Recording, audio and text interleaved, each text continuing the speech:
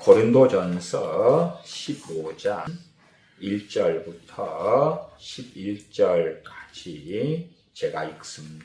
형제들아, 내가 너희에게 전한 복음을 너희로 알게 하노니 이는 너희가 받은 것이요 또 그 가운데 선 것이라. 너희가 만일 나의 전한 그 말을 굳게 지키고 헛되이 믿지 아니하였으면 이로 말미암아 구원을 얻으리라. 내가 받은 것을 먼저 너희에게 전하였노니 이는 성경대로 그리스도께서 우리 죄를 위하여 죽으시고 장사 지낸 바 되었다가 성경대로 사흘 만에 다시 살아나사 게바에게 보이시고 후에 12 제자에게와 그 후에 500여 형제에게 일시에 보이셨나니 그 중에 지금까지 태반이나 살아있고 어떤 이는 잠들었으며 그 후에 야고보에게 보이셨으며 그 후에 모든 사도에게와 맨 나중에 만삭되지 못하여 난자 같은 내게도 보이셨느니라. 나는 사도 중에 지극히 작은 자라. 내가 하나님의 교회를 핍박하였으므로 사도라 칭함을 받기에 감당치 못할 자로라. 그러나 나의 받은 것은 하나님의 은혜로 된 것이니 내게 주신 그의 은혜가 헛되지 아니하여 내가 모든 사도보다 더 많이 수고하였으나 내가 아니요 오직 나와 함께 하신 하나님의 은혜로라. 그러므로 내나 저희나 이같이 전파하며 너희도 이같이 믿었느니라. 아멘. 많은 하나님의 사람들은 하나님의 은혜를 기억하려고 애를 썼습니다. 그래서 일기로 하나님께서 자신들에게 어떻게 은혜를 베풀어 주셨는지 함께 하셨는지를 기록한 일들이 참 많았습니다. 지금 시대에야 종이가 얼마나 싸고 좋게 나와 있습니까? 필기구들이 얼마나 좋게 많이 나와 있습니까? 그러나 과거의 세대들은 좋은 종이 노트 필기구들을 별로 가지고 있지 않았지요. 아마도 풍요 속의 빈곤 같습니다. 과거에 카메라가 있고 필름이 있고 이럴 때는 사진을 한 장 한 장 찍고 현상한 다음에 그 사진을 보고 또 보고 하려고 앨범을 사서 넣어두고 자주 혹은 간혹 때때로 삶을 돌아보면서 뒤적뒤적 앨범을 살펴보는 일들이 많았지요. 지금은 핸드폰 카메라가 있어서 참 많은 것을 찍고 촬영합니다. 그러한 풍요로운 촬영들이 있고 사진들이 무수히 많지만 그렇게 많은 것들을 어떻게 다시 살펴봅니까? 그러기는 극히 어렵지요. 동영상이나 사진을 무수히 찍은 다음에 다시는 돌아보지 않는 일들은 얼마나 많습니까?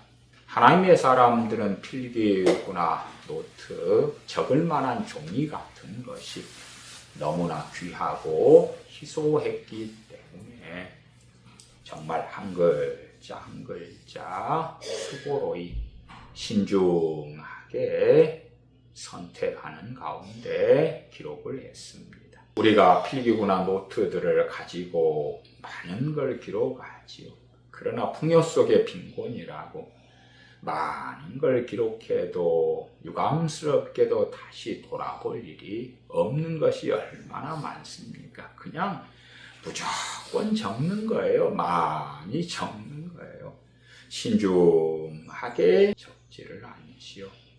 지금은 핸드폰으로 통화하고 왓츠앱, 카톡, 문자 메시지를 쉽게 보내지요. 그러니까 이런 말, 저런 말, 저런 말, 많은 말들을 합니다.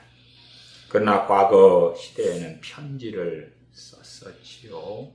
한 글자 한 글자를 신중하게 기록하고 적었기 때문에 때때로 과거 세대의 하나님의 사람들이 보낸 편지들은 지금도 귀한 신앙의 유산이 되어서 우리들에게 참 좋은 신앙 교훈이 되는 것을 봅니다. 그러나 우리들은 많은 걸 쓰죠. 많은 걸 써요. 아이들을 보면 어릴 때부터 일기를 쓰게 합니다. 또 학교에서 그렇게 하죠. 제가 국민학교 다닐 때에도 방학 숙제로 제출해야 되는 가장 기본적인 것이 일기였어요. 물론 저는 일기 같은 것을 안 썼거든요.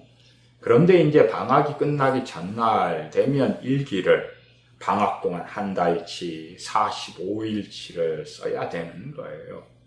그렇게 하려는데 가장 문제가 되는 것이 날씨를 모른다는 거예요. 언제 비가 왔지? 맑음이라 해야 될지 흐림이라 해야 될지 소나기라 해야 될지. 그래서 친구들에게 가서 야 날씨 좀 베끼자 그러면서 부랴부랴 한 달치 일기를 쓰기도 했었죠. 그런 것도 꽤 잘못된 뭔가를 만드는 것 같아요. 뭐냐 그러면 일기를 쓰면서 무엇을 가지고 쓰고 어떠한 기록이 내 인생과 삶에 도움이 될까 하기보다 그날 있었던 일들을 쓰는 거예요. 나는 오늘 할머니 댁에 가서 옥수수를 따 먹었어. 오늘 점심때에 삼촌과 함께 짜장면을 먹었지. 박물관 구경을 갔는데 뭐가 있더라. 그런 것. 저녁에 아빠가 퇴근하시면서 피자를 사오셨지. 그것을 맛있게 나눠 먹었다. 크리스마스 선물로 부모님이 뭘 사주셨다. 그러한 것들을 막 쓰는 거죠. 그러니까 어린이에게 그 일기는 아무런 가치가 없는 것이 되죠. 다시금 살펴볼 만한 평생의 기록이 되지 않는 거예요.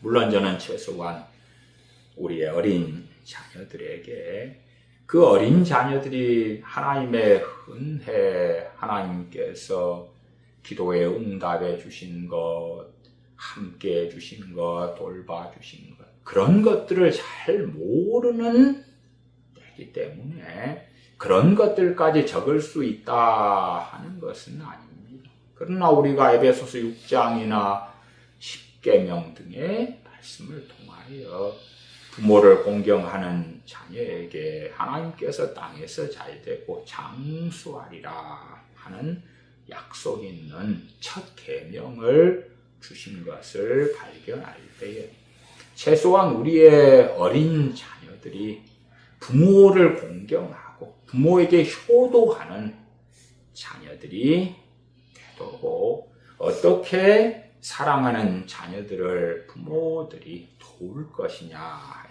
때에 아직은 제대로 된 신앙이 없고 믿음이 없을 때라면 최소한 부모가 자신들을 사랑해서 어떠한 희생을 하는지 어떠한 사랑을 베푸는지라도 적어놓고 기록한다면 그것이 증거가 되어서 과거를 왜곡하는 가운데 때때로는 내가 원하는 것을 부모가 들어주지 않아, 부모는 나를 사랑하지 않아, 나는 실망했어, 상처받았어, 그러한 정신장난에는 빠지지 않을 것 같아요. 크리스마스 때 부모가 선물을 주었다. 그런 거 적어놓으면 되지. 그래도 나를 부모가 사랑하는구나, 사랑했구나. 아빠가 피자를 오늘 사주셨다. 좋아요. 좋아. 왜? 사랑의 기록이니까. 물론 자녀들이 어리석어지면 피자에만 주목하겠지만 부모가 잘 가르치면서 피자를 사준 아빠의 사랑에 주목해라. 물론 어리석은 자녀는 다른 집 아빠는 피자보다 더한 것을 사주던데 그렇게 나가면 정신착란에 빠지는 거겠죠.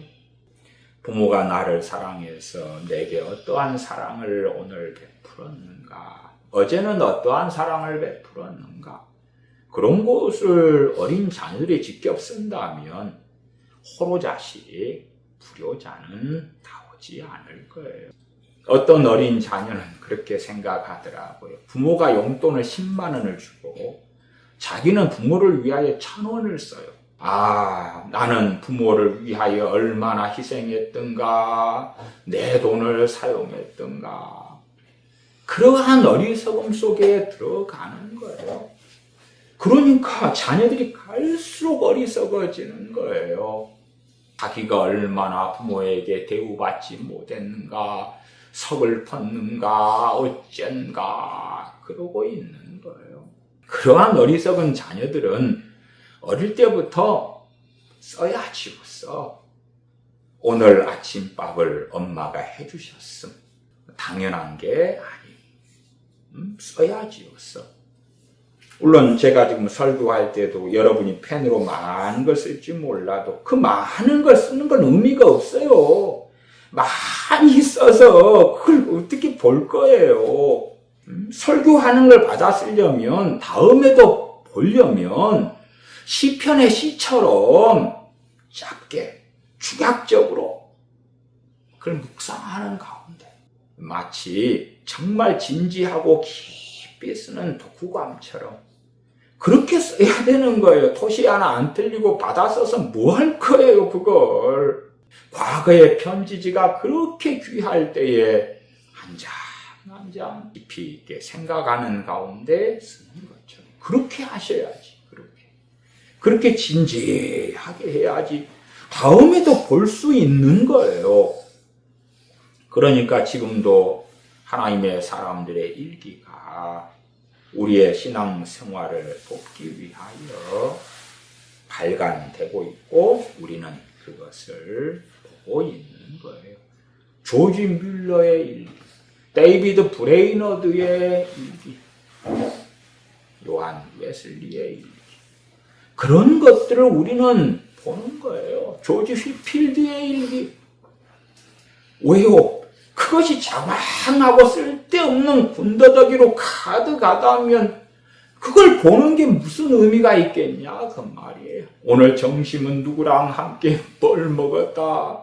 어디 옷가게에 가서 옷을 샀는데 어쩌고 저쩌다. 그런 것을 하나님의 사람들이 적어놨다면 무슨 가치가 있겠어요. 그러나 그들은 그런 식으로 자신들의 일기나 기록을 쓰지 않았어요. 어떤 쓸모없는 군더더기 같은 것을 일기에 기록한다면 가치가 없는 거예요.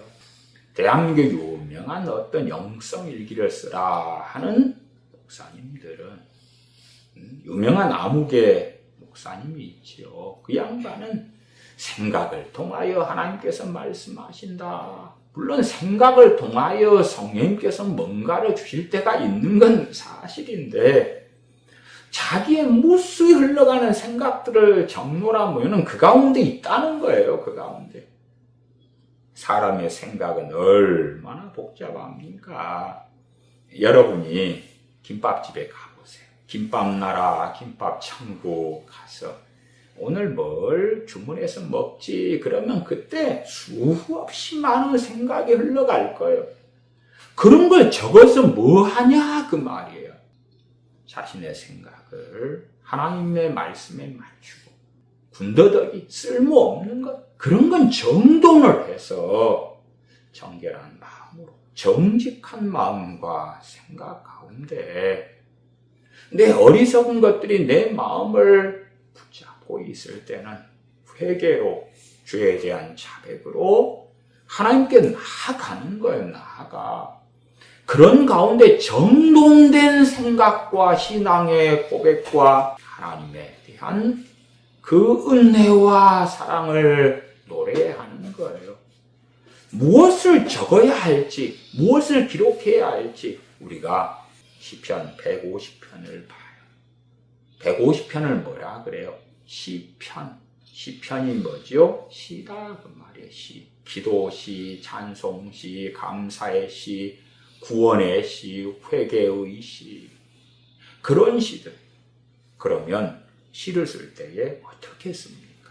시를 쓸 때는 한 단어, 구절을 정말 이리 살피고 저리 살피는 가운데 쓰는 거예요. 마치 노래가 있으면 노래 가사하고 같은 거예요. 그래서 일반적으로 노래 가사를 시라고 이야기하는 거예요. 노래 가사. 노래 가사를 한번 딱 정해놓으면 가수가 그 가사를 쉽게 바꿉니까? 아니에요. 그러니까 다시 보고 다시 볼 수가 있는 거예요. 정말 쓸데없이 많이 뭔가를 쓰는 것은 전문 용어로 끄적거리는 것이래. 끄적거리는 것. 그것을 누가 볼 거예요? 당신도 안 봐. 그걸 쓰는 당신도 안 볼 거라고. 끄적거려서 뭐 하겠냐고요.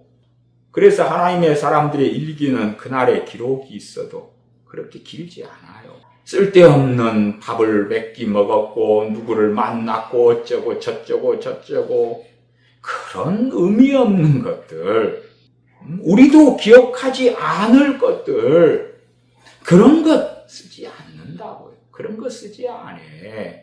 정말 가치 있는 것, 다시 봐도 아름다운 것, 그런 걸 쓰는 거예요. 물론 우리 집에 어린 자녀들은 훈련을 위하여 참된 믿음과 하나님에 대한 사랑 가운데 아직 살지 않으니까 최소한 하나님께 주시는 복이라도 받게 하려고 부모를 공경하는 훈련을 위하여 부모가 어떻게 사랑해 주었는가, 어떻게 희생했는가. 오늘 밤에 아빠가 밤 12시에 퇴근하고 왔다면 그걸 쓸 수 있지요. 몇 월, 며칠, 몇 호에 아빠가 밤 12시까지 우리를 먹여 살리기 위하여 수고로이 일하셨다. 정상적이고 바른 관점에서 적어 놓아야지. 그래서 스스로가 불효자가 되고 어리석은 자가 될 때에 그것을 들여다보면서 엄마 아빠가 나를 사랑해서 어떻게 행하였는가, 그걸 살펴볼 수 있어야 될 거 아니에요. 이러한 우리의 어린 자녀들이 부모를 공경하고 효도하기 위하여 덕도로 훈련하는 것을 제가 예제로 드는 것은, 우리 하나님의 자녀들이 하나님께서 우리에게 은혜를 주신 것들을 기록하면서 기억하라는 의미에서 예제와 비유로 사용하고 있는 것입니다. 고린도전서 15장 1절부터 오늘 본문을 보십시다. 형제들아, 내가 너희에게 전한 복음을 너희로 알게 하노니 이는 너희가 받은 것이요 또 그 가운데 선 것이라. 너희가 만일 나의 전한 그 말을 굳게 지키고 헛되이 믿지 아니하였으면 이로 말미암아 구원을 얻으리라. 사도 바울은 우리 주 예수 그리스도의 복음을 증거하면서 하나님과 그 아들께 영광을 돌려드리고 있습니다. 3절 내가 받은 것을 먼저 너희에게 전하였노니, 사도 바울이 받은 것, 우리 모든 믿는 사람들이 받은 것, 우리가 만들어낸 구원이 아니에요. 우리가 만들어낸 죄사함도 아니고 우리가 당연히 받아야 될 것을 받은 것도 결코 아니에요. 내가 받은 것을 먼저 너희에게 전하였노니 이는 성경대로 그리스도께서 우리 죄를 위하여 죽으시고. 얼마나 복된 복음입니까? 우리는 사도신경이라는 복된 신앙 고백을 통하여 고린도전서 15장의 이 내용들을 고백합니다. 그런 것처럼 이러한 주 예수 그리스도의 구원의 복음은 우리에게는 참으로 그 무엇과도 비교할 수 없는 은혜와 축복과 영광이 됩니다. 이는 성경대로 그리스도께서 우리 죄를 위하여 죽으시고 장사 지낸 바 되었다가 성경대로 사흘 만에 다시 살아나사 게바에게 보이시고 후에 12 제자에게와 그 후에 500여 형제에게 일시에 보이셨나니 그 중에 지금까지 태반이나 살아있고 어떤 이는 잠들었으며 그 후에 야고보에게 보이셨으며 그 후에 모든 사도에게와 맨 나중에 만삭되지 못하여 난 자 같은 내게도 보이셨느니라. 사도 바울은 주님께서 자신에게 보이신 일, 다메섹 도상에서 자신에게 나타나셔서 사울아 사울아 어찌하여 네가 나를 핍박하느냐 하는 그 놀라운 구원의 복된 사건에 대하여 수십 년이 흘러도 어제 일처럼 생생하게 기억합니다. 그러면서 8절 맨 나중에 만삭되지 못하여 난 자 같은 내게도 정상적으로 자녀들이 엄마의 뱃속에 10달을 있다가 태어나는 것도 아니고 칠삭동이 팔삭동이처럼 얼마나 자신이 부족한지 얼마나 어리석은지를 사도 바울은 고백합니다. 그런 가운데 맨 나중에 만삭되지 못하여 난 자 같은 내게도 보이셨느니라. 하나님께서 자신에게 베푸신 그 은혜, 주님께서 자신에게 베푸신 그 은혜를 항상 기억하면서 고린도 교회 교인들에게 또한 증거하고 있습니다. 나는 사도 중에 지극히 작은 자라 내가 하나님의 교회를 핍박하였으므로 사도라 칭함을 받기에 감당치 못할 자로라. 우리가 어리석어져 가면 우리를 어떻게 구원하셨는지, 우리를 어떻게 부르셨는지, 구원하신 그 은혜, 죄 사해 주신 그 은혜를 망각해 버립니다. 그러면서 오히려 나를 구원하신 건 당연한 일이야. 나는 마치 이 상한 CCM에 나온 것처럼 당신은 사랑받기 위해 태어난 사람. 하나님께서 나를 사랑하시고 주님께서 나를 사랑하시는 건 당연한 거야. 어리석은 우리의 자녀들이 부모가 나를 낳았으면 책임져야 돼. 부모가 나를 사랑하는 것은 당연한 거야 하는 망상을 하는 것처럼 하나님의 사랑에 대한 감사에 대한 바른 찬양으로 반응하기보다도 아무렇지도 않게 하나님의 그 구원의 은혜를 다 망각한 가운데 하나님이여 내가 지금 이 어려움 가운데 응답해 달라고 기도하고 있건만 왜 빨리 응답 안 합니까? 그러한 강파감으로 나아가는 일들은 너무나 많지요. 10절 그러나 나의 나 된 것은 하나님의 은혜로 된 것이니 내게 주신 그의 은혜가 헛되지 아니하여 사도 바울이 나의 나 된 것은 하나님의 은혜로 된 것이니 고백하면서 결코 그는 이론과 허상 속에 머물러 있지 않습니다.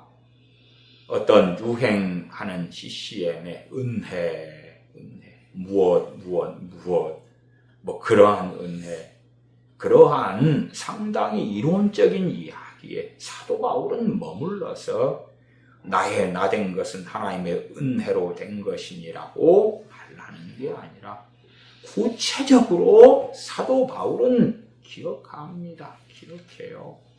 어떠한 때, 어떠한 상황에 하나님께서 은혜를 베푸셨는지, 어떨 때에 성령의 은사와 능력 가운데 함께 해주셨는지, 어떨 때 하나님께서 꿈과 환상 가운데 자신에게 응답하셨는지, 때로는 어떠한 상황 속에 기적을 베푸셨는지, 어떨 때에 함께 하셔서 복음의 역사가 나타났는지, 그러한 것들을 다 기억하면서 구체적인 하나님께서 주신 무수한 은혜들을 알고 있는 가운데 사도 바울은 증거하는 것입니다. 그냥 내 인생이 하나님의 은혜로 다 된 것이지, 그리고 대충 덮어 그렇게 한 걸로 치자, 그러한 이야기를 하고 있지 않아요. 나 된 것은 하나님의 은혜로 된 것이니 내게 주신 그의 은혜가 헛되지 아니하여 내가 모든 사도보다 더 많이 수고하였으나, 하나님께서 은혜를 주시니까 그 은혜를 가지고 더 많이 수고했다. 병 고치는 은사를 주시니까 병 고치는 사역을 할 수 있는 것처럼, 설교 은사를 주시니까 설교할 수 있는 것처럼, 가르치는 은사를 주시니까 가르칠 수 있는 것처럼, 애언의 은사를 주시니까 애언할 수 있는 것처럼, 방언의 은사를 주시니까 방언 기도를 할 수 있는 것처럼 은혜를 주시니까 그 은혜에 따라서 많이 수고했다. 그래서 자신에게 주신 하나님의 은혜를 헛되게 하지 않았다. 그러나 결코 사람들의 관심과 주의를 자신에게 가져오지 않습니다. 자신이 하나님의 영광을 가로채는 자리에 사도 바울은 서지 않기 때문에 10절 하반에 내가 아니요, 더 많이 수고했는데 내가 아니요, 오직 나와 함께 하신 하나님의 은혜로라. 하나님의 은혜로 더 많이 수고한 것이 가능했다. 그렇기 때문에 영광은 하나님 아버지께서 받으셔야 하는 것이라는 것을 중심에 두고 증거하는 것입니다. 11절 그러므로 내나 저희나 사도 바울이나 다른 사도들이나 나아가 주님의 부활을 목도한 500의 형제들이나 이같이 전파하며, 무엇을 전파합니까? 주님의 성경대로 우리 죄를 위하여 죽으시고 장사 지낸 바 되었다가 성경대로 사흘 만에 다시 살아나신 주님의 부활, 그것을 증거하며 너희도 이같이 믿었느니라. 사도행전 22장 1절부터 제가 읽어갑니다. 부형들아, 내가 지금 너희 앞에서 변명하는 말을 들으라 하더라. 너희가 그 히브리 방언으로 말함을 듣고 더욱 조용한지라. 이어 가로되 나는 유대인으로 길리기아 다소에서 났고 이 성에서 자라 가말리엘의 문화에서 우리 조상들의 율법에 엄한 교훈을 받았고 오늘 너희 모든 사람처럼 하나님께 대하여 열심하는 자라. 내가 이 돌을 핍박하여 사람을 죽이기까지 하고 남녀를 결박하여 옥에 넘겼노니 이에 대제사장과 모든 장로들이 내 증인이라. 또 내가 저희에게서 다메섹 형제들에게 가는 공문을 받아 가지고 거기 있는 자들도 결박하여 예루살렘으로 끌어다가 형벌받게 하려고 가더니 가는데 다메섹에 가까웠을 때에 오정쯤 되어 호련히 하늘로서 큰 빛이 나를 둘러 비추매 내가 땅에 엎드려져 들으니 소리 있어 가로되 사울아 사울아 네가 왜 나를 핍박하느냐 하시거늘 내가 대답하되 주여 누시니까 하니 가라사대 나는 네가 핍박하는 나사렛 예수라 하시더라.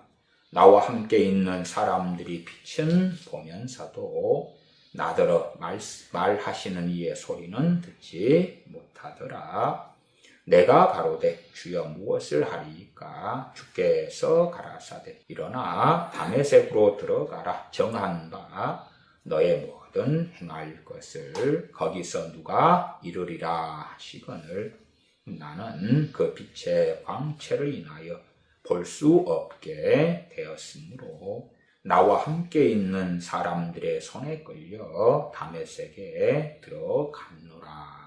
청년 사울 때에 자신에게 주님께서 어떻게 나타나셔서 말씀하셨는가 하는 것을 사도 바울은 3차 전도 여행을 마친 다음에 예루살렘에 와서 증언하고 있습니다.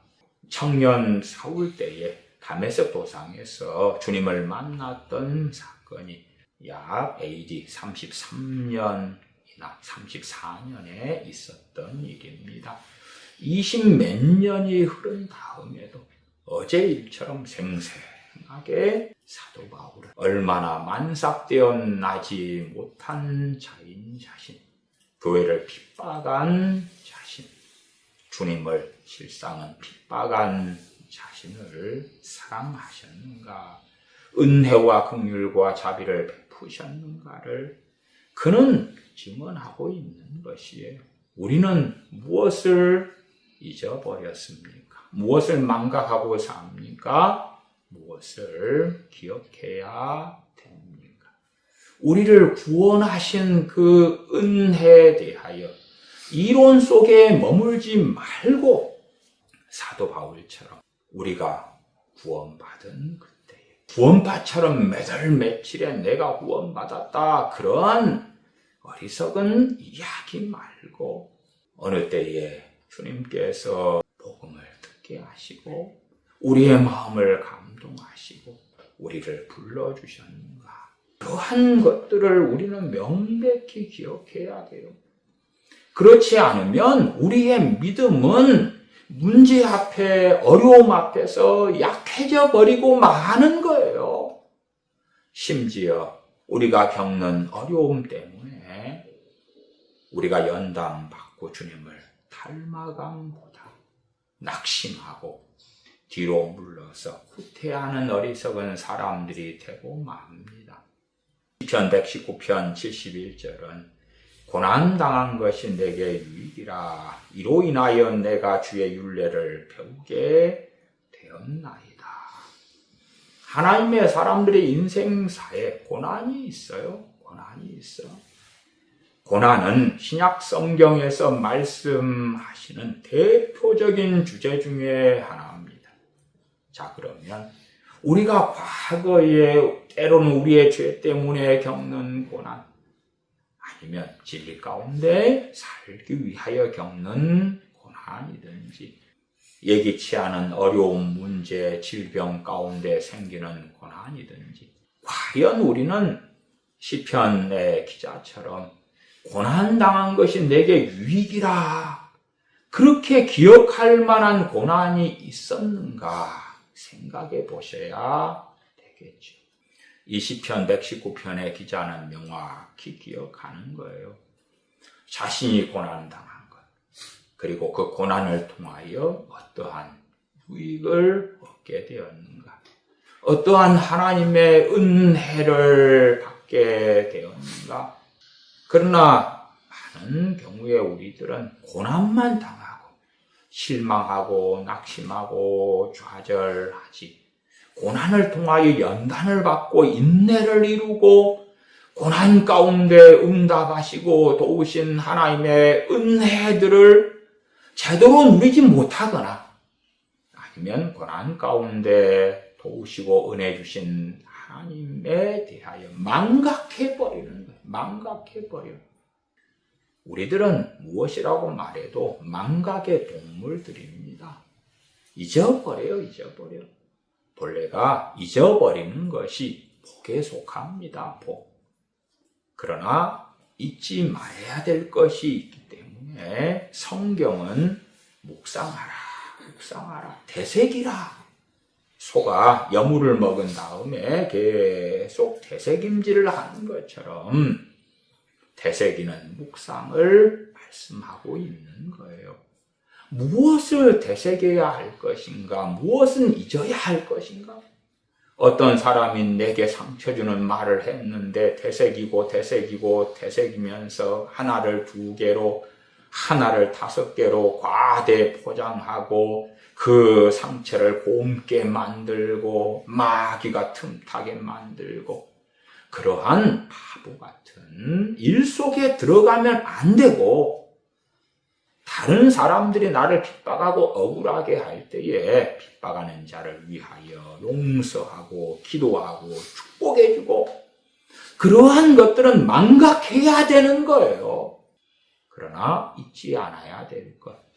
하나님께서는 나를 이 환난 속에서 건져주신 것, 어려움 속에서 건져주신 것, 그런 걸 잊지 않아야 되는데, 단지 잊지 않으려고 마음 먹는 것으로 잊지 않아진다면 우리는 천재겠지요. 천재.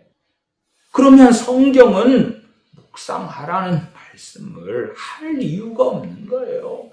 성경을 일독만 읽어도 끝나겠지요.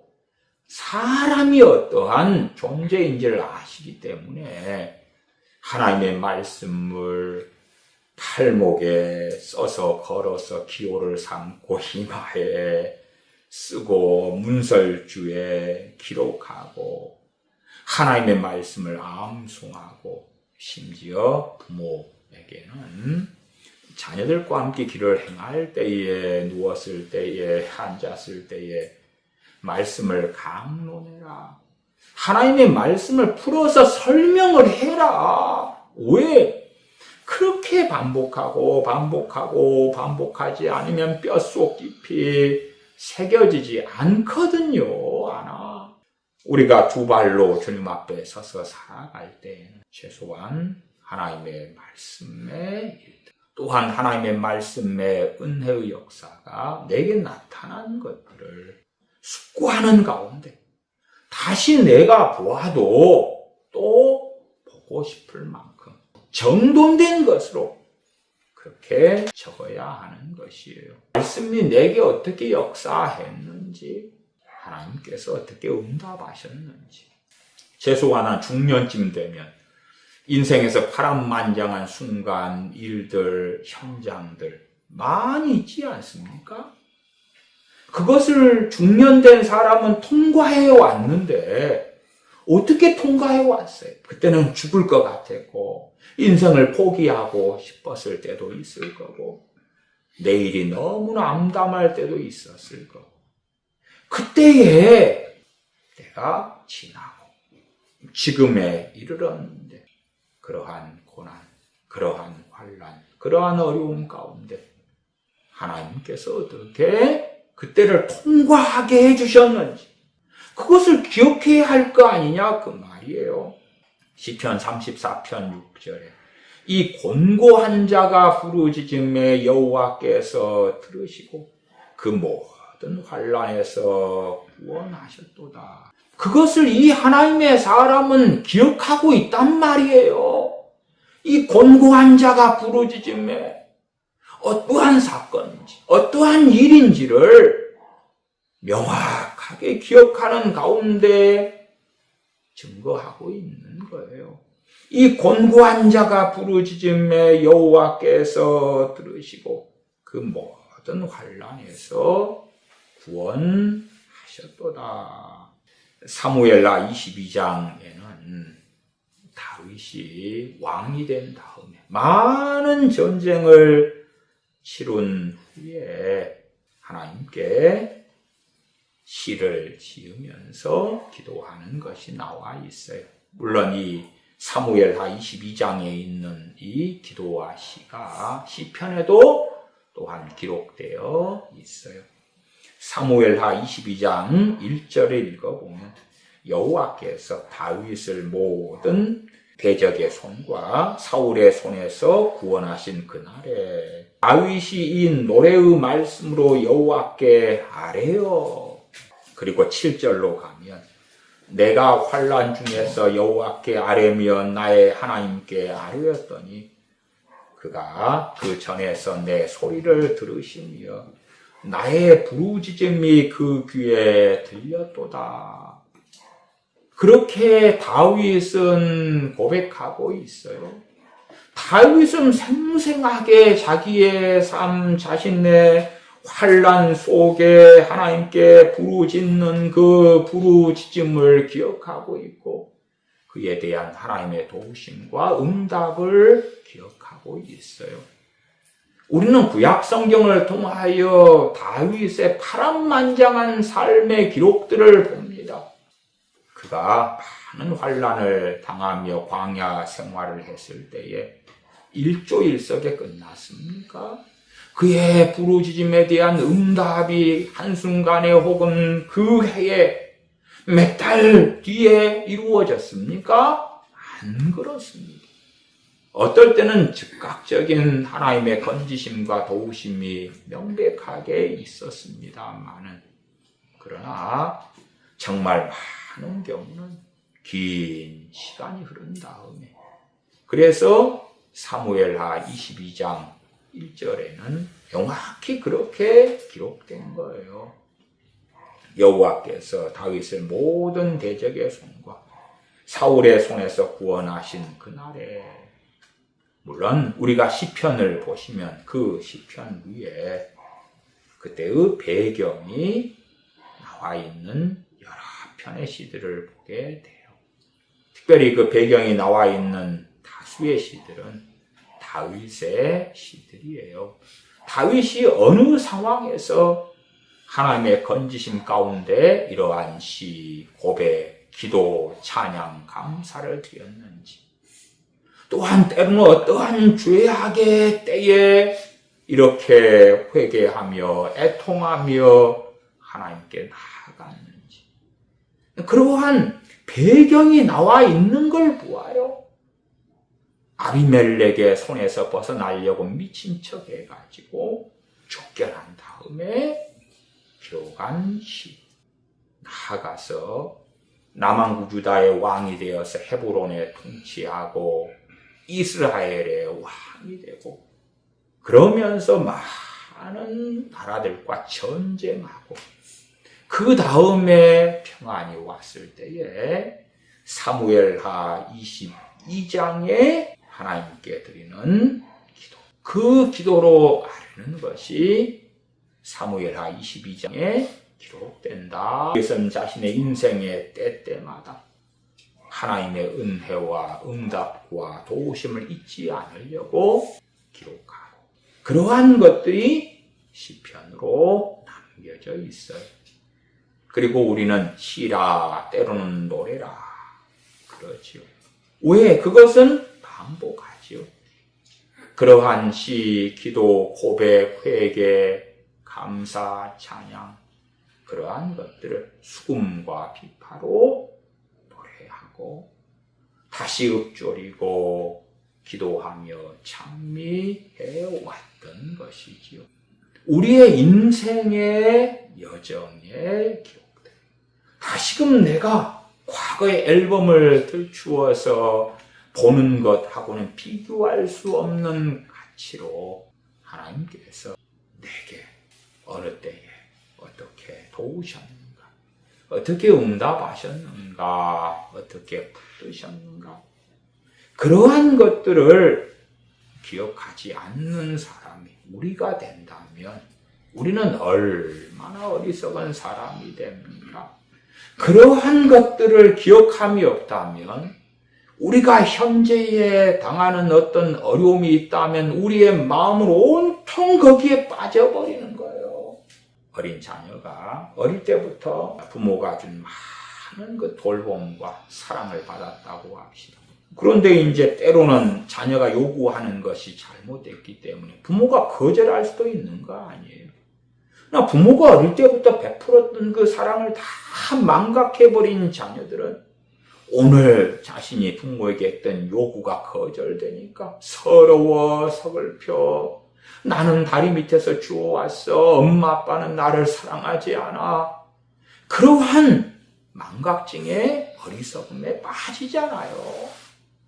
부모가 어릴 때부터 사랑해 왔던 것들을 기억하고 있다면 오늘 나의 요청에 부모가 거절한 것에 대하여 오해하기보다 이유가 있겠지. 왜 엄마 아빠는 나를 사랑하십니까? 물론 육신의 부모는 완벽하지 않아요. 연약하고 결점이 있고 판단에 있어서 실수하기도 하고. 그럼에도 사랑하는 것이 사실이구나. 대부분의 부모들은 때로는 방법이 잘못되고 언어가 부족하고 그럴지언정 자녀들을 사랑하지요. 그러니까 그 사랑을 아는 자녀들은 현재의 부모가 하는 거절에 대하여 상처를 받는다. 부모는 나를 미워한다. 그러한 어리석으면 안 빠질 거예요. 우리가 지금 당하는 당면한 고통과 어려움에서 하나님께서 왜 이렇게 빨리 건져주시지 않을까? 그러나 그러한 실망이나 의심이나 원망이나 낙심이나 좌절에 빠지기보다 대부분은 우리가 현재 어떤 어려움을 당하고 있다고 합시다. 근데 중년이나 노년쯤 되면 지금에 당하고 있는 일은 너무나 작은 일인 것 같은, 너무나 심각한 과거의 고통과 어려움과 고난과 환란이 있었다는 것을 알 거예요. 지금 당하는 이 어려움이 가장 큰 것 같은데 왜? 과거를 망각한 사람. 근데 인생을 파란만장하게 살아온 사람은 17년 전에, 25년 전에, 12년 전에, 9년 전에 그것에 비하면 지금 어려운 일은 하하 호호 아무것도 아니야. 그러나 다 망각한 사람들은 지금 무슨 일이 벌어지면 아이고 죽겠다, 못 살겠다, 힘들어, 왜 하나님은 빨리 안 도와주시나, 그렇게 되죠. 그렇게 작은 일에 일희일비하는 것은 어린 아이들이나 하라고 해야 되는 거야. 어린 아이들은 그럴 수 있어요. 초코빵을 먹다가 오빠가 얼른 텀쳐서 입에 넣어버리면 그냥 엉엉엉 우는 어린아이처럼. 어린아이는 작은 일에도 죽겠다, 힘들어. 할머니가 1,000원 용돈을 줬는데 바람이 휙 불어가지고 1,000원짜리가 휙 날아갔어요. 그러면 어린아이는 날아간 1,000원 때문에 울겠지만 할머니는 울지 않지요. 왜? 1,000원보다 더한 1,000원을 잃어버린 것과는 비교할 수 없는 인생을 살아왔잖아요. 우리가 어느 정도 나이가 들었다면 우리의 삶의 여정 가운데서 하나님께서 나를 어떻게 돌봐주셔서 지금 이 자리에 서게 해주셨는가? 어떠한 은혜를 베풀어 주셨는가가 파노라마처럼 우리의 기억에 새겨져 있어야 하는 거예요. 사도 바울이 그랬던 것처럼, 하나님의 사람들이 그랬던 것처럼 우리는 망각의 동물들이기 때문에 쉽게 많은 것들을 잊어버립니다. 또한 잊지 말아야 될 것을 잊기를 좋아하기도 해요. 그것은 어리석은 일이 되지요. 고린도후서 1장을 보십시다. 고린도후서 1장 3절부터 제가 읽어갑니다. 찬송하리로다. 그는 우리 주 예수 그리스도의 하나님이시요 자비의 아버지이시요 모든 위로의 하나님이시며. 사도 바울은 신학적으로 말하고 있는 게 아닙니다. 신학적으로 하나님은 어떤 분이신가, 사랑의 하나님, 자비의 하나님, 인자하신 하나님, 위로의 하나님, 그런 신학적인 이야기를 사도 바울이 하고 있는 게 아니고 자신의 신앙, 믿음의 여정 가운데서 수없이 많이 누리고 경험하고 알고 확신하고 있는 하나님에 대하여 증거하고 있는 것입니다. 신학적인 나열을 하려면 수없이 많지요. 공의로우신 하나님, 거룩하신 하나님, 전능하신 하나님, 천지하신 하나님, 창조주 하나님, 삼위일체 하나님, 무소한 신학적인 이야기를 할 수 있겠지요. 그에 대한 이야기를 사도 바울이 하고 있는 것이 아니고 다시 3절 찬송하리로다. 찬송하리로다. 그는 우리 주 예수 그리스도의 하나님이시요. 예수 그리스도의 하나님이심에 대하여 사도 바울이 왜 찬양이 터졌겠는가? 더군다나 고린도 교회에 두 번째 서신을 보내면서 그는 왜 찬양이 터지고 있는가? 두 번째는 자비의 아버지시요. 사도 바울이 또한 디모데가 고백하고 증거하고 있는 자비의 아버지. 누가 경험하고 알고 있는 것입니까? 그 무엇이라고 말해도 사도 바울과 디모데가 누리고 알고 평생 경험하고 있는 자비의 아버지에 대한 일들 때문에 그들은 찬송하리로다. 찬송하리로다 하고 있는 것입니다.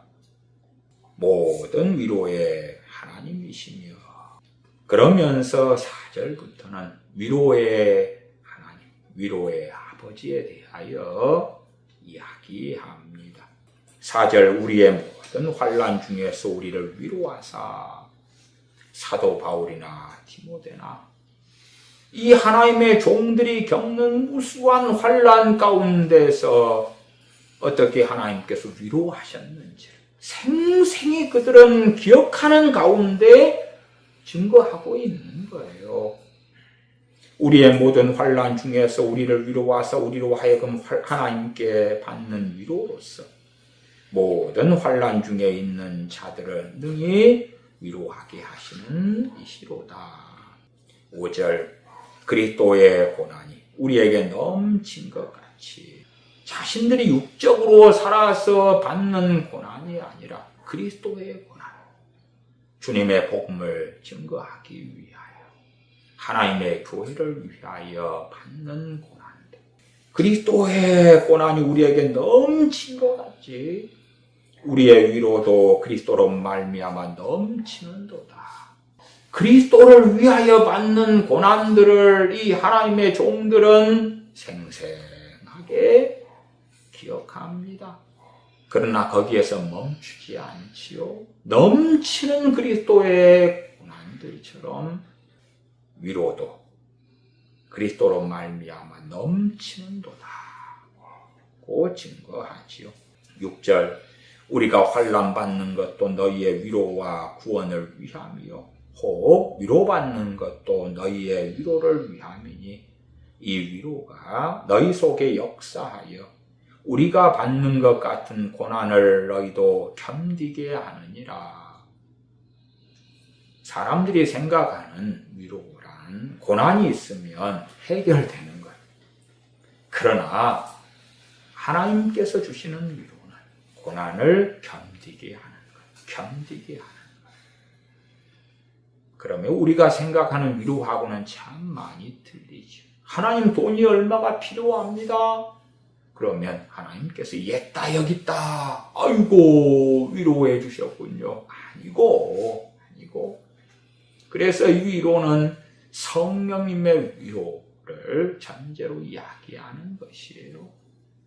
은혜를 주시고 기쁨을 주시고 담대함을 주시고 평강을 주시고 이 위로를 통하여 고난을 견디게 하는 것이에요. 사도 바울이 무수한 환난을 당했는데 위로를 해주셨다. 그러니까 환난이 사라졌다가 아니라 그 무수한 환난 가운데 은혜를 베풀어 주시는 거예요. 주님의 기쁨을 주시고 주님의 평안을 주시고 샘 솟듯 솟아나는 주님을 아는 영광을 얻게 해주시고 하나님께서 그와 함께 해주시고 성령 충만 가운데 살게 해주시고 심지어 감옥에 갇혔는데 옥중에서라도 주님의 복음을 증거하여 열매 맺게 해주시고 하는 무수한 위로 가이사랴에서 사도 바울이 감옥에 갇혀서 2년을 머물러 있는데 그에게 많은 위로를 하나님께서 베풀어 주시는 거예요. 물론 우리가 생각하는 위로는 감옥에서 빨리 석방되어 가지고 자유롭게 살면서 복음을 증거하는 게 위로 같지만, 그러나 그렇게 생각하는 사람들은 고린도후서 1장에 나온 하나님의 위로를 제대로 이해하지 못하는 것입니다. 고린도후서 6장으로 가보십시다. 고린도후서 6장 1절부터 10절까지입니다. 우리가 하나님과 함께 일하는 자로서 너희를 권하오니 하나님의 은혜를 헛되이 받지 말라. 가라사대 내가 은혜 베풀 때에 너를 듣고 구원의 날에 너를 도왔다 하셨으니 보라 지금은 은혜 받을 만한 때요 보라 지금은 구원의 날이로다.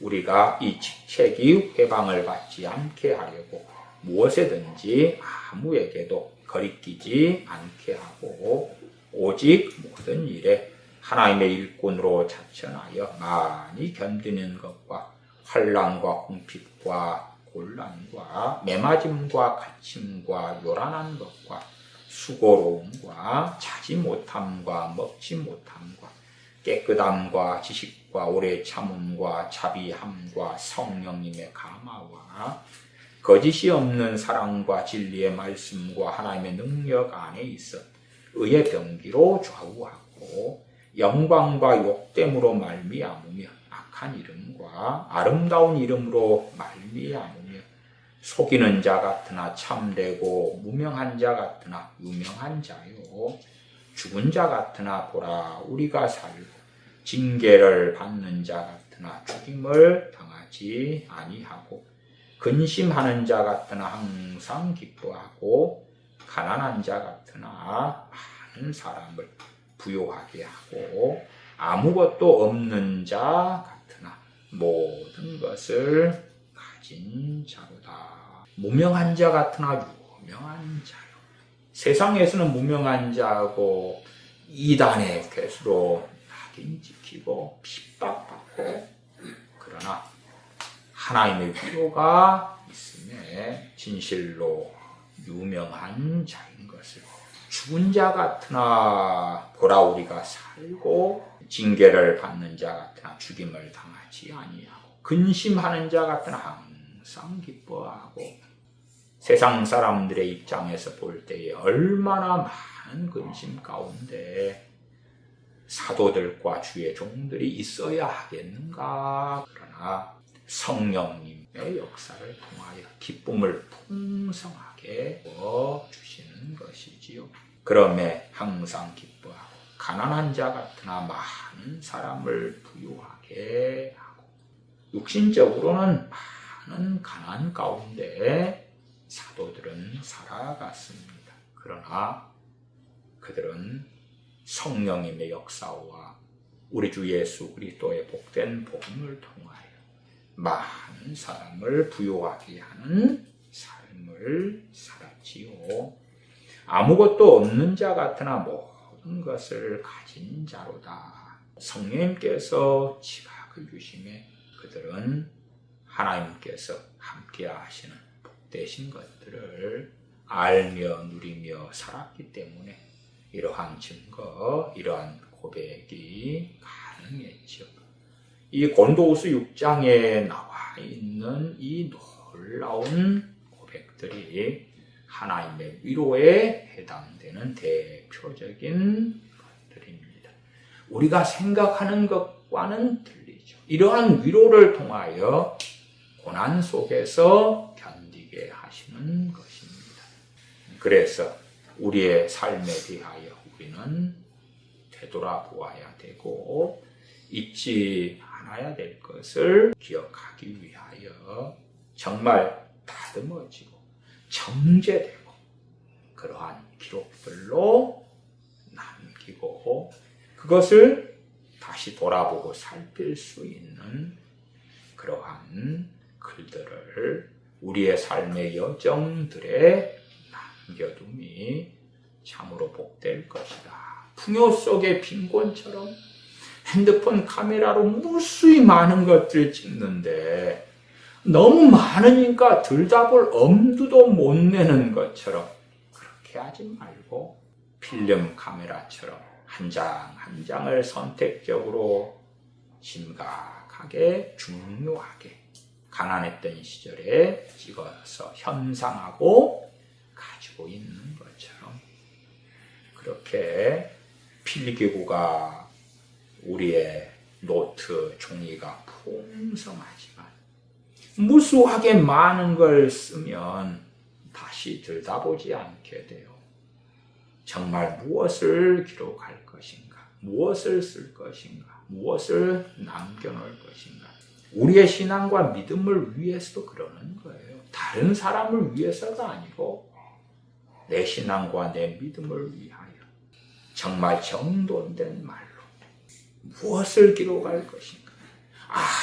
아무거나 잡동사니 같은 것들을 끄적거리는 건 다른 종이 다른 노트에 하고 그래서 끄적거린 다음에 버리고 이사 갈 때도 정돈하고 버리고 그러나 우리가 인생을 지나오고 하나님 앞에 갈 날을 앞두고서는 우리의 삶의 고난, 환난, 어려움 또한 우리들의 심각한 죄로 인하여 하나님 앞에 엎드렸을 때 그러한 기록들을 앞에 두고 야곱이 그의 죽음을 앞두고 침상머리에서 일어나서 하나님께 경배했던 것처럼 사도 바울이 고백했던 것처럼 진실로 나의 나된 것은 하나님의 은혜였습니다. 제가 이 노트에 기록된 이러한 일을 겪었는데 저를 다시 세워주셨습니다. 이러한 어려움, 이러한 환난, 이러한 비극을 당했는데 여전히 우리 주님을 믿는 믿음에서 후퇴하지 않게 하셨습니다. 이러한 어리석은 많은 죄악들 가운데 탄식했을 때에 용서해 주셨고 다시 나를 회복시키셨습니다. 이때에 은혜 받지 못할 자인데 우리 주 예수 그리스도로 인하여 성령 충만을 베풀어 주셨습니다. 이럴 때에 이러한 은혜를 주셔서 고난의 때를 견디며 통과하게 하셨지요. 이럴 때는 꿈을 통하여 말씀해 주셨고 이럴 때는 성령님의 감동을 통하여 내게 역사해 주셔서 인생을 살아오며 견디게 하셔서 이제는 주님 앞에 설 날을 앞두고 있게 되었습니다. 그렇게 고백할 수 있는 사람이 되어야 됩니다. 그렇지 않으면 인생을 다 마감하면서 마치 치매 걸린 사람처럼 아무것도 기억함이 없이 하나님 앞에서 하나님 저는 병들어가고 있어요. 아파가고 있어요. 늙어가고 있어요. 쓸모없어져 가고 있어요.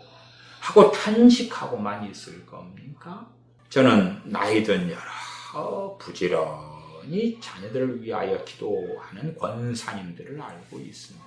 그 부지런히 새벽마다 교회 예배당에 가서 열심히 기도하는 그 권사님들의 대다수는요, 하나님의 나라가 아니라 자기 자식들 때문에 얼굴에 수심이 가득합니다. 물론 목사님들이 그 권사님들을 많이 속였죠.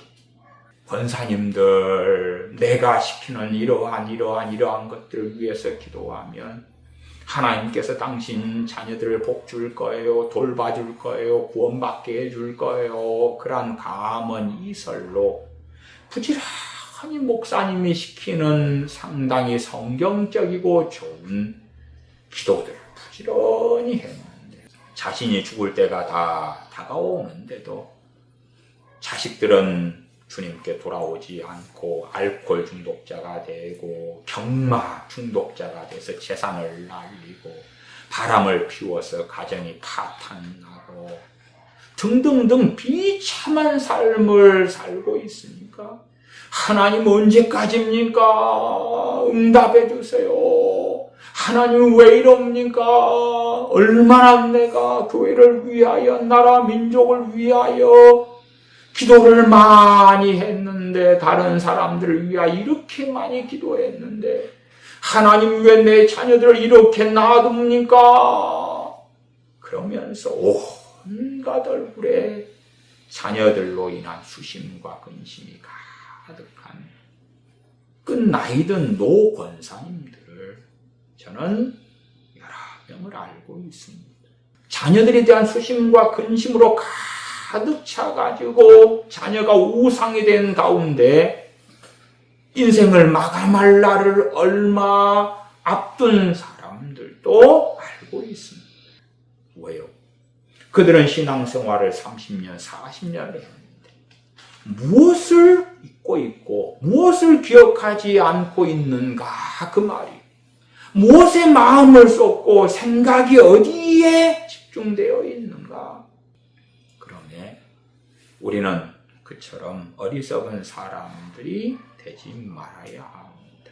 우리가 회개할 건 회개하고 죄를 자백할 건 자백하고 주님 의지하여 죄를 자백하고 용서받고 우리의 인생에서 기억할 만한 내 어리석음을 용서해 주신 것, 내 죄를 사해 주신 것, 내가 어리석은 길을 가고 있을 때에 나를 돌이키게 해 주신 것, 내 환난 가운데 나를 건져 주신 것, 내가 지은 죄로 인하여 고난을 당하였음에도 불구하고 그 고난이 내게 유익되게 복과 은혜를 주셨던 것들, 그러한 것들을 어제처럼 우리는 생생하게 기억해야 됩니다. 그럴 때에 감사하는 자가 되고 그럴 때에 찬송하는 자가 되는 것입니다. 그러한 기억을 가득히 안고 이제 주님 앞에 설 날이 다가오면 더 풍성한 그러한 기억들 속에 찬양하고 찬미하면서 아버지의 나라에 돌아가는 사람들이 우리가 되어야 하는 것입니다. 기도하겠습니다. 아버지 하나님, 하나님의 자녀들이 아버지 하나님의 구원의 역사, 은혜의 역사, 돌보심의 역사, 위로의 역사, 사랑해 오셨던 은혜의 일들을 저희가 망각한다면 저희는 비교할 수 없이 어리석은 사람들이 되고야 말 것입니다. 저희들이 헛되고 쓸모없는 것들에는 집착하고 되새기는 어리석은 자가 얼마나 되기 쉬우지요. 주님 앞에 섰을 때에 가치 없는 것들을 붙잡고 새기는 사람들이 아니라 아버지 하나님의 사랑하심과 돌보심과 위로하심과 은혜 주심에 대하여 새기고 기억하고 돌아보는 가운데 찬양하고 찬미하며 감사하며 노래하는 자들 가운데 저희가 있도록 저희를 도와주시옵소서. 우리 주 예수님의 이름으로 기도하옵나이다. 아멘.